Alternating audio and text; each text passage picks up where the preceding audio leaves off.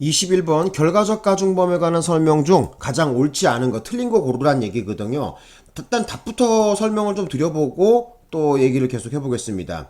이제 답이 몇 번이냐면은 3번이에요. 3번. 그래서 3번 답 체크해 보시고, 근데 제가 저번에도 말씀드렸지만은 시험장 가서서 제일 짧은 문장이나 제일 긴 문장은 의심해 보라 그랬잖아요. 그죠? 여기도 지금 정답에 보면 가장 짧은 거야. 여기 그죠? 예, 답이 3번 짧으면 짧죠. 되게 두 줄짜리 가장 짧죠. 한번 보겠습니다. 결과적 가중범위 공동정범이 성립하기 위해서는 기본 행위를 공동으로 할 의사와 그 결과를 공동으로 할 의사가 필요하다? 자, 어디가 어떻게 틀렸습니까, 이거? 자, 기본적으로 공동으로 할 의사만 있으면 되는 것이지 결과를 공동으로 할 필요는 없는 것이죠. 요 부분이 틀렸습니다. 그죠?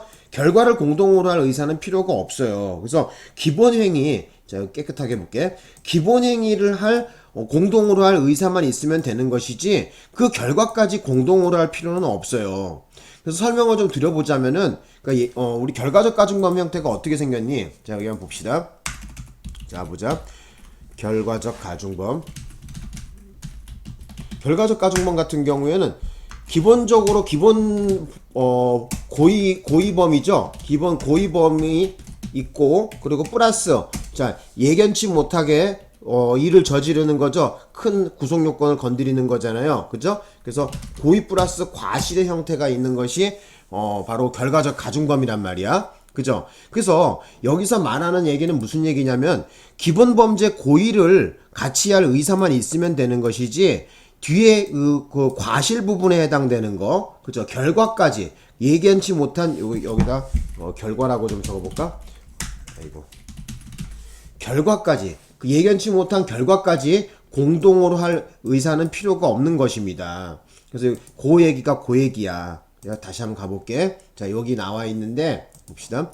결과적 가중범위 공동정범이 성립하기 위해서는 끊어봐. 기본 행위를 공동으로 할 의사와 그죠? 예, 그것만 있으면 되는 것이지 그 결과를 공동으로 할 의사는 필요가 없어요. 그래서 결과적 가중범에 다시 한번 공동정범이 되려면은 어쩐다? 뒤에 결과 그 과실 결과에 대해서는 공동으로 할 의사가 필요 없는 것이고 기본범죄 고의범만 그죠? 기본범죄 고의를 저지를 의사만 공동으로 있으면 되는 것입니다. 되셨나요? 예. 자, 그러면 다시 한번 돌아가 보자. 나머지 정답이 되지 않는 것도 보겠습니다.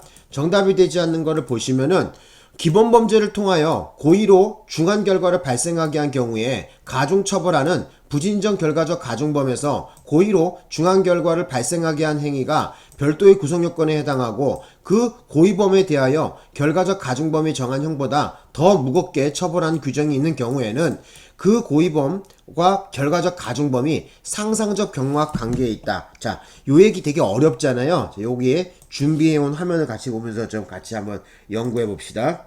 예. 자, 그 얘기가 지금 우리 판시한 내용인데 여기 한번 봐봐. 기본 범죄를 통하여 고의로 중한 결과를 발생하게 한 경우에 가중 처벌하는 부진정 결과적 가중범에서 고의로 중한 결과를 발생하게 한 행위가 별도의 구성 요건에 해당하고 자 여기 보자. 결과적 가중범에서 정한 형보다 무겁게 처벌하는 규정이 있는 경우에는 그 고의범과 결과적 가중범이 어쩐다는 거야? 상상적 경합이란 얘기죠. 그죠? 대표적인 샘플 케이스 여러분의 이해를 돕고자 샘플 케이스 판례를 갖다가 보여드리자면 이거야. 존속을 살해할 목적으로 현주건조물에 방화해서 불질러서 죽이는 경우인데요. 존속 살해죄가 하나가 있고요. 지금 불질러서 현주건조물에 불지른 건 뭐야? 현주건조물 방화치사죄죠. 요 앞에 이 것은 기본 고의범이고요. 뒤에는 결과적 가중범이란 말이야. 자, 이 경우에 자, 지금 현주건조물 방화치사, 즉 결과적 가중범보다 지금 이 고의범, 존속살해죄의 형량이 더 무겁게 나오거든요. 어쨌든 7년 이상, 여기 이것도 7년 이상인데, 같거나, 자, 존속살해죄 요거나 7년 이상 같거나, 아니면 그 고의범죄에 대해서 더 중한 형량이 나오는 경우에는, 이 경우에는 상상적 경합입니다. 되셨나요? 예. 그렇게 보고, 자, 그거하고 달리, 자, 여기 보세요. 자, 다른 사례인데, 예, 여기 끊어졌다. 이렇게 할까? 파란색으로 되어 있는 거 봅시다. 고의범에 대하여 더 무겁게 벌하는 규정이 없는 경우, 그러니까 기본범죄 고의가 형량이 작은 경우야. 이 경우에는 결과적 가중범이 고의범에 대하여 특별관계에 있으므로 결과적 가중범만 성립한다는 거거든요. 그래서 대표적으로 샘플 케이스 판례 사례는 어떤 것이 있냐면은 사람을 살해할 목적으로, 그러니까 이건 존속살인이 아니라 그냥 일반 살인이잖아. 이 경우에 현주건점을 방화를 했어요. 자, 이 경우에는 죄명이 뭐만 나오냐면은 현주건점을 방화 치사, 그죠? 이것만 나오거든요. 그러니까 왜 그러냐면은 이걸 분석해서 쪼개보면은 일단 사람 죽이는 건 살인죄죠. 이건 5년짜리란 말이야. 5년 이상. 그리고 현방치사는 몇 년짜리야? 7년 이상이야. 그러니까 결과적 가중범이 더 센 경우거든요. 이 경우에는 그냥 결과적 가중범만 성립해요. 그리고 앞에 5년짜리 살인죄에 대해서는 묻지 않습니다. 별도의 죄를 묻지 않습니다. 되셨나요? 그래서 다시 한번 오늘 공부한 거 정리 좀 해드리자면은 어찌됐든 자, 기본범죄 고의와 결과적 가중범이 있는데 기본범죄 고의가 더 같거나 형량이 결과적 가중범보다 더 무겁거나 아니면은 같이 나오는 경우 또는 더 무겁게 나오는 경우에는 바로 상상적 경합으로 빼시면 됩니다. 요것도 7년짜리, 요것도 7년짜리잖아. 그죠? 존속 살해도 7년짜리, 현주건점을 방화치사도 7년짜리. 그러니까 어쩐다? 이 경우에는 상상적 경합으로 가시면 되고요. 그리고 여기 아래에 보이는 것처럼 자, 존속 살해가 아니라 그냥 일반 살인이잖아요. 자, 일반 살인은 5년짜리란 말이야. 고의범이. 그러니까 일반 살인 플러스 현방치사가 되면은 결과적 가중범인 현방치사가 7년짜리고 요건 5년짜리이기 때문에 작단 말이야. 그래서 이 경우에는 뭐를 버려? 살인을 버리고 현방치사 하나의 죄만 묻습니다. 하나의 죄만 성립한다는 얘기예요. 되셨죠? 그래서 판례 번호는 2008도에 73112 됩니다. 그래서 여기에 대한 얘기를 좀 해드렸고 문제로 돌아가시면은 어쨌든 요 지문은 맞는 지문입니다. 그래서 어쩐다는 거야. 그래서 여기 보시면 그 고의범에 대하여 결과적 가중범에 정한 형보다 더 무겁게 처벌한 규정이 있는 경우, 있다는 거야. 있는 경우에는 고의범과 결과적 가중범에 뭐 어쩐다? 상상적 경합. 그죠? 그래서 기본범죄 고의범 결과적 가중범은 고의하고 그죠? 플러스 예견치 못한 과실의 형태로 되어 있단 말이야. 그죠? 자, 이 경우에 그죠? 과실 여기 결과적 가중범이라고 적어 놓을게요. 요거 결 이렇게. 이 경우에 어쩐다는 거야? 기본 범죄 이 고의가 더 세게 형량이 세거나 그죠? 같은 경우 더 세게 나오는 경우에는 상상적 경합으로 가시라는 거야. 되셨죠? 자, 그 다음에 2번에 보겠습니다. 자, 2번에 보면은 여러 사람이 상해의 범위로 범행 중 한 사람이 중한 상해를 가하여 피해자가 사망에 이르게 된 경우 나머지 사람들은 사망의 결과를 예견할 수 없는 때가 아닌 한 상해치사의 죄책을 진다 이렇게 나와 있죠. 그죠? 자, 이 경우 어떻게 되는 거야?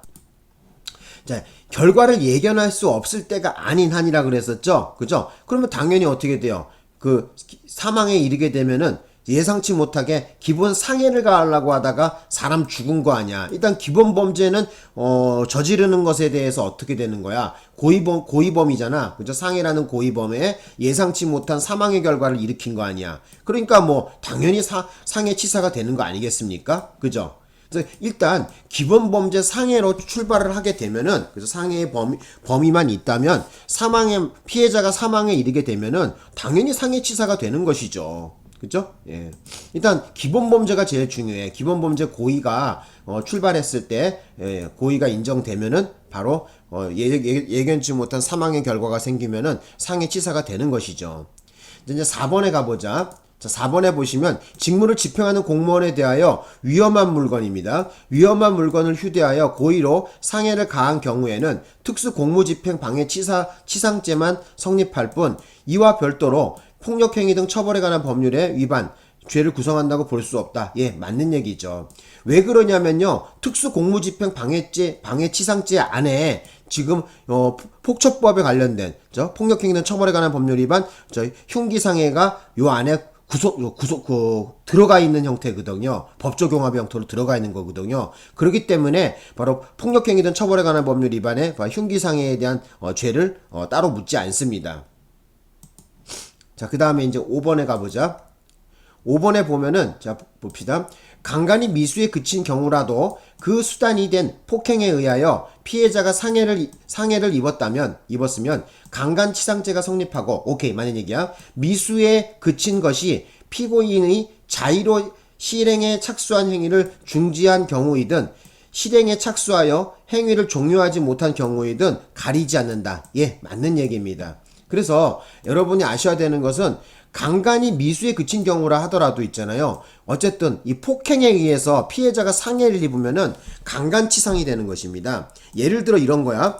그 뭐 예쁜 여자가 있어. 강간하고 싶어. 그래서 막 해갖고 막 끌고 가갖고 만약에 어디 저기 뭐 어딘데 어떤 이상한 장소에 끌고 가갖고 막 옷 벗으라고 막 하면서 막 때렸단 말이에요. 근데 그 와중에 그죠? 뭐 강간하지도 못하고 그 여자를 강간의 의도로 여자를 뭐 주먹으로 때려갖고 뭐 어디 코뼈를 부러뜨렸다든지 아니면 뭐 팔을 부러뜨렸다든지 어떻게 상처를 입히게 되면 아니면 잡아뜨려서 넘어뜨렸는데 때마침 거기에 뭐 이렇게 뭐 나무 같은 게 있어서 의자 같은 게 있어서 머리를 다쳤다든지 이렇게 되면은 비록 이 앞에 강간치상이라고 그러잖아요. 강간 행위에 그러니까 뭐 예를 들어서 뭐 성기를 삽입하지 못한다고 하더라도 바로 강간치상죄가 성립하는 것입니다. 그래서 폭행으로 인하여 그 수단이 된 폭행에 의해서 피해자가 상해를 입다면은 그 강간치상이 성립하는 것이지 뭐 성기가 들어가고 나가고의 그 중요한 건 아닙니다.